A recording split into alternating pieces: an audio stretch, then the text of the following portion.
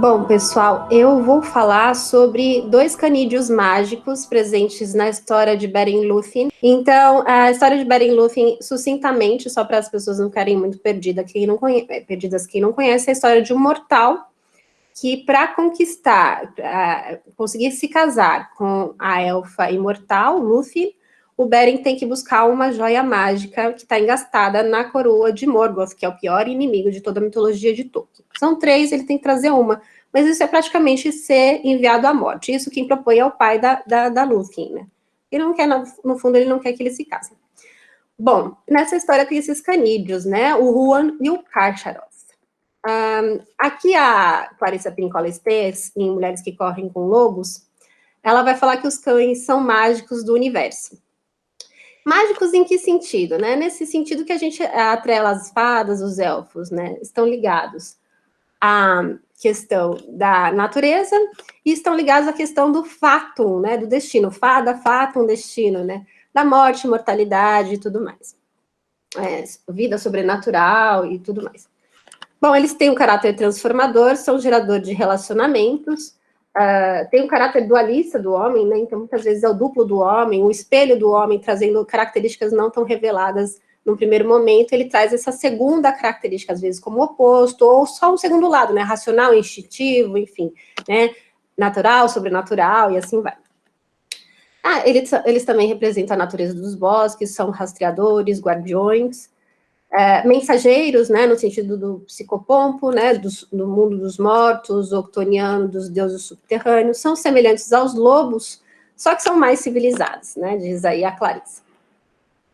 Vamos começar com o querido Huan, que é o machim de Valinor, né, o cão de caça de Valinor. Eu gosto dessa imagem porque ele ao mesmo tempo passa bondade, mas ao mesmo tempo passa uma agressividade aí de um defensor, né, um herói. Né, não é um cãozinho bobinho. Daí o Huan, na definição do Silmarillion, lá nos verbetes, né, no índice de nomes, ele vai falar assim, o grande cão lobeiro, em inglês Wolfhound, de Valinor, que Oromi deu a Celegon, né, contextualizando aqui, Oromi é um dos Valar, um dos poderes do mundo, um dos espíritos puros sagrados, que às vezes assumem formas corpóreas, que, vamos dizer assim, governa mais as feras e as bestas, as bestas não, né, as feras, né, os seres selvagens. E deu a Celegon. Celegon é um dos filhos do Fëanor, que fez uma daquelas joias mágicas, né? Ele é amigo, embora ele seja cão de guarda do Celegon, ele se torna amigo de Lúthien e Beren, e num determinado momento ele vai abandonar o Celegon, mas não é fácil, né? Como um bom cão, ele tem esse caráter fiel, ele fica até o máximo que ele pode, mesmo sabendo que seu dono não presta muito, mas depois tem uma hora que ele o abandona. Ele matou o Carcharoth, né, que é esse outro canídeo que eu vou falar aqui, e foi morto por ele. Eu vou falar aqui, desenvolvendo no decorrer da fala, eu explico um pouquinho mais. E o nome significa grande cão, mastim, cão de caça, tá? A sina dele é a morte, né? Lembrando que ele tem ele remete a essa vida dos mortos, né, do submundo. Até que fale 3 vezes, tem essa simbologia do número 3 aí que a gente pode refletir. A primeira vez aparece num discurso indireto, o narrador só fala que ele vai dar um conselho para Lúthien, para fugir do cativeiro de Nargothrond. Então, Lúthien fica sabendo que Beren, quando foi buscar lá a Silmaril, né, essa pedra preciosa, mágica, ela fica sabendo que ele está correndo risco, está correndo perigo, né, e vai salvá-lo, decide sozinha salvá-lo, né.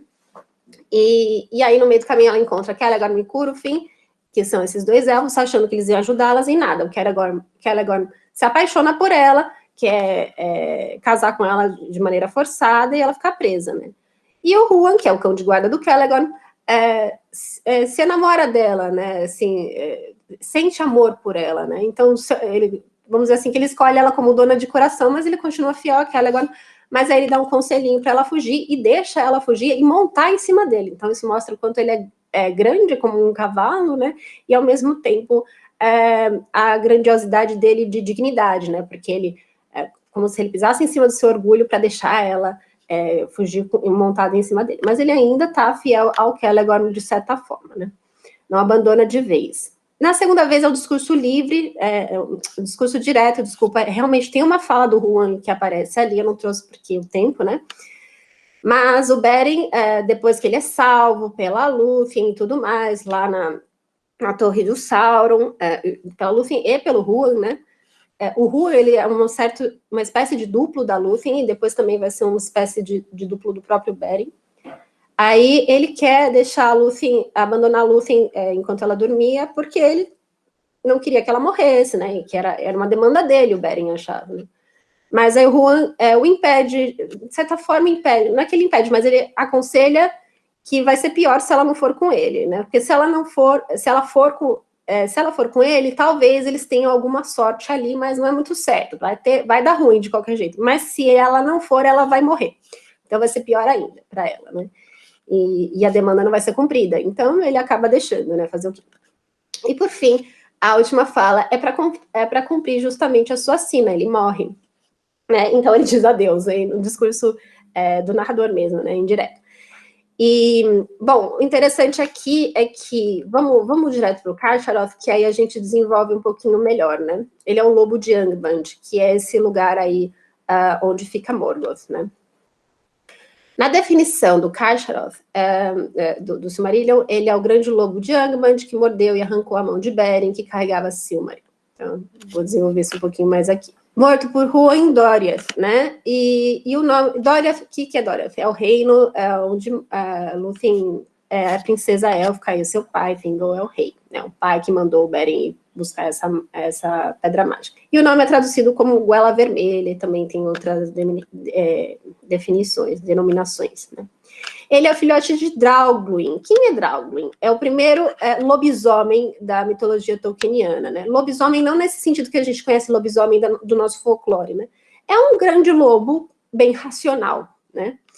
E o Draugluin, ele tá lá na Torre de Sauron,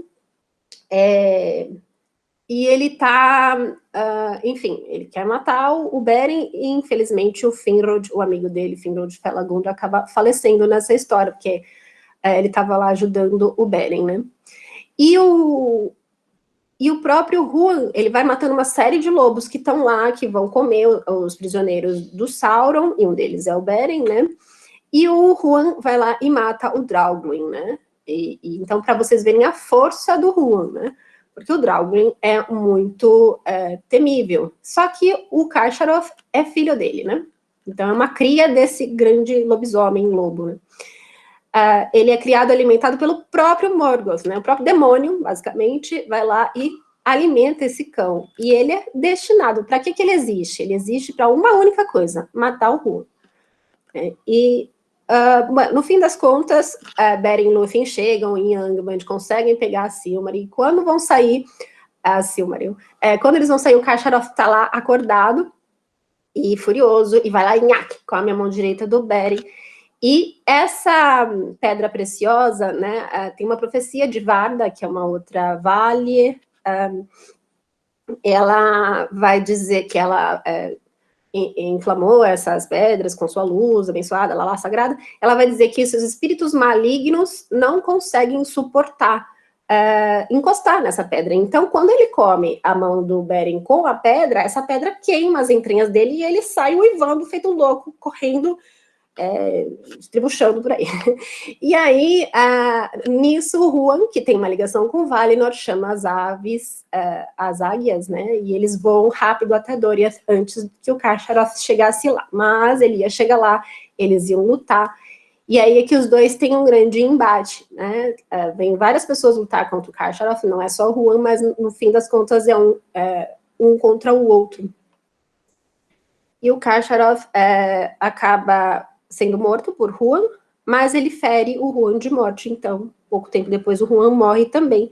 E o mesmo acontece um pouco tempo depois com o Beren, né? Então os dois vão ser carregados na mesma padiola, né? Vamos dizer assim, o funeral do Beren é junto com o Huan. A gente não sabe mais nada do Huan depois da história, a gente sabe que o Beren ainda vai voltar, porque a Lúthien vai chorar lá na frente de Mandos e tudo mais, mas essa parte é muito parecida, né? O Huan e o Beren também têm esse caráter do duplo.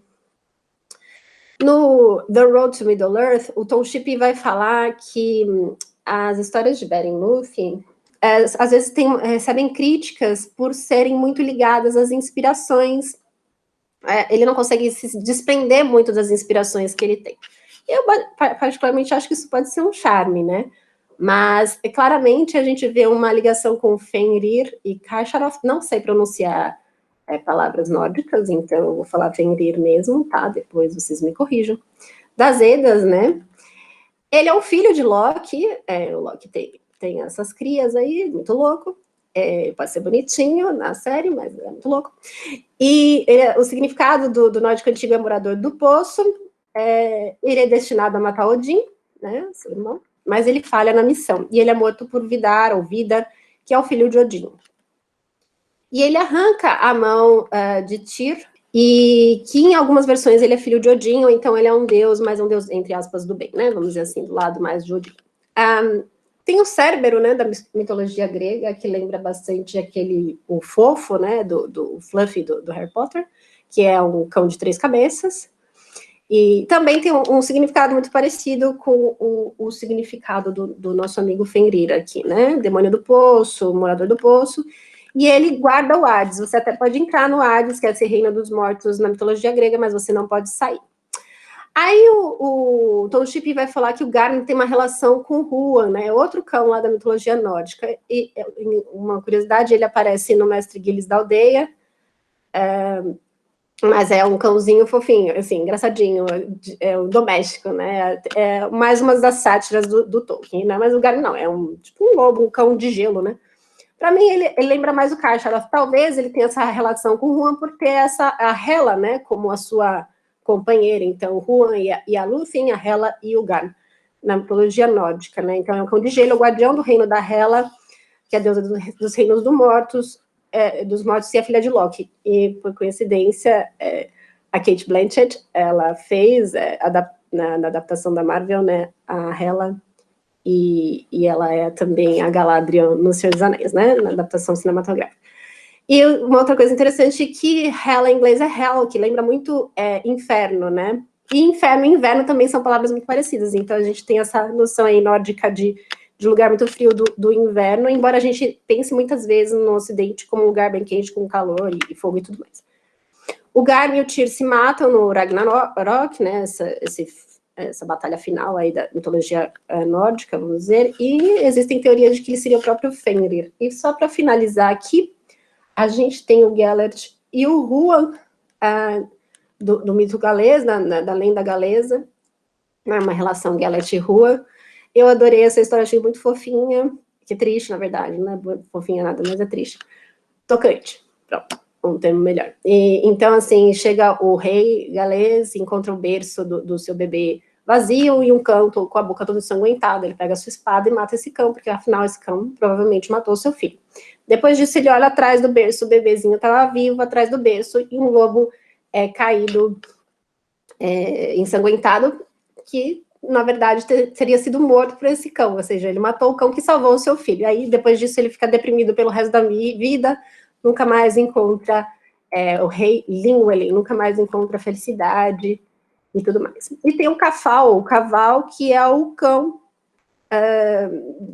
guardião do rei Arthur, né? E ele é o caçador do grande javali, é uma outra fera, não é um lobo, mas uma fera, né? Análoga ao Karkaroff, cujo nome eu não consigo pronunciar.